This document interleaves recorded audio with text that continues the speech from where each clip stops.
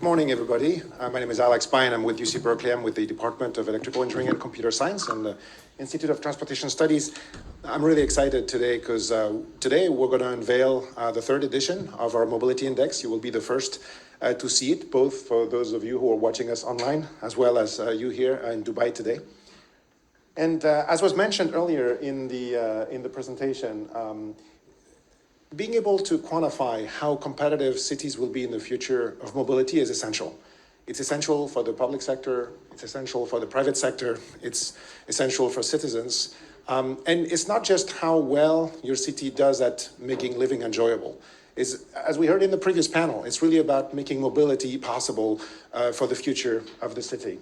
And today, we're presenting results which for the third year have accounted for this. We've seen trends, we've seen transients, and really excited to unveil these numbers today for you.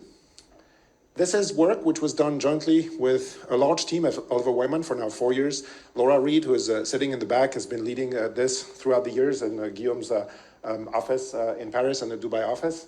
What I'm really proud to say is that the database that we've created is quite unique in the world. This is data that we've been really gathering ourselves and integrating, and today gives us a unique tool to help cities who are ranking low and to also help cities that are ranking high, understanding how to prioritize their investments, as well as what they should do to remediate their challenges. So the map you see here show you the cities we're currently accounting in the index. Last year we had 50, we unveiled that in San Francisco. This year we have 60. The new cities are outlined in green. And we're going to keep growing the index year after year to create this global ranking. And I'm asking all of you who have children, when you're thinking, where are my kids going to go to the university? What do you look at? What do you look at? You look at the Shanghai rankings. You might like them, you might not like them, you might think they're great, they're not great. Bottom line is they matter. This is the same. I think any city in the world will have to somehow answer how well they're doing. And we're creating for the first time in history the tools to account for that. So there's a strong methodology that was generated in the Paris office of Oliver Wyman, and was in particular Guillaume and Mathieu were both at the heart of this.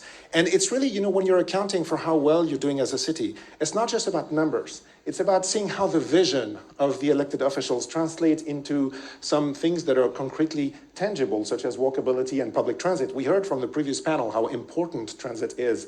Connectivity, and eventually, who's going to do that? For a big part, it's going to be the private sector, which you need to activate, and that's important because they are your operator. A strategy to essentially operationalize this, planning, because you need that in order to make it valuable. Operations, day to day, you need to run. We heard the metro this morning. And where does that come from? That comes from innovation and research. Essentially, the innovators and the universities, in the incubators, in the startups that provide all of this technology that ultimately will make it to the field. All of this is essentially included in our index. I'm absolutely not expecting you to read any of this, but rather to think, if you are interested in seeing how well your city is doing, there's all these factors you need to do that. That's the primary list of things we're accounting for. And I was just taking notes in the previous panel led by Guillaume, and so I'm going to just take my note. Cyril mentioned data. Diraj mentioned getting cars out the road. Arrigo mentioned efficiency. Bernard mentioned ridership. And Peter mentioned the rise of the digital economy and COVID. All of these we're accounting for. And to me, that's a brilliant illustration of the fact that things that all the panelists essentially mentioned as important are typically what the Oliver Wyman Index measures. And to us, it's essential because these are the key factors in understanding, why a city might be doing well now, but not so well in the future, or quite the opposite. Maybe you're low in the ranking, but you're going to rise because we see this happening in the numbers.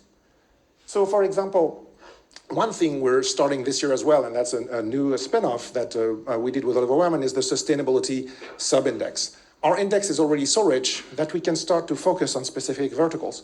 And we know sustainability is really not only the word of the moment. I mean, it's really the way we will have to do transportation. So for the first time in our 3 years of having the index, we're now having a sub-index that measures sustainability, for which you can see the metrics here. And it's pretty intuitive, right? For sustainability, you expect to have good walkability in your city, to have good car-free zone, to have car ownership moderation. We just heard it in the previous panel. A good rail network, we heard it from Bernard and others. So the point is, I think what I'm trying to convey here is that this index is so rich that any problem you have in your city, most likely there is a portion of our index that already characterizes it, and we can help you understand what these numbers mean and how they should be, in a sense, acted upon by your investments, by your operations, by your planning.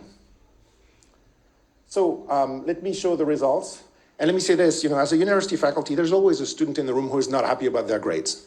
So if your city happens to rank low, think about this as an opportunity to look at the numbers that would enable to rank higher. If you're a city like Riyadh and you're about to open your metro, well, very likely, once the metro is open and the 3,000 bus stop feeder system is opened as well, your ranking will go up because that investment that took maybe 10 or 15 years is finally paying off. So you can see where Dubai is. It's around here. Right there. And I'm happy to say that in the Middle East, it's ranking at the top, as you will see later. And overall, there's another point to make as well, is that, public transit is very important in this index.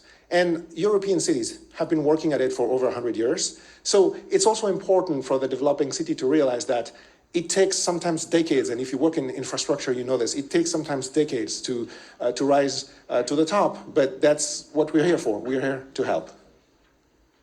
And in fact, when Laura created that methodology, one of the things that she started to figure out is how can we bucket cities in 3 different buckets, and for the developing part in the middle, how can we assess the strength of that particular geography that make the city competitive to improve it.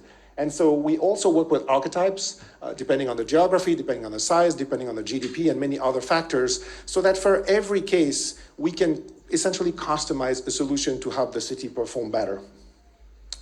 For example, we rank them by low GDP or high GDP, and whether you're dealing with a city which is kind of contained like Zurich, relatively small in surface, or LA, which is essentially 35 cities glued together.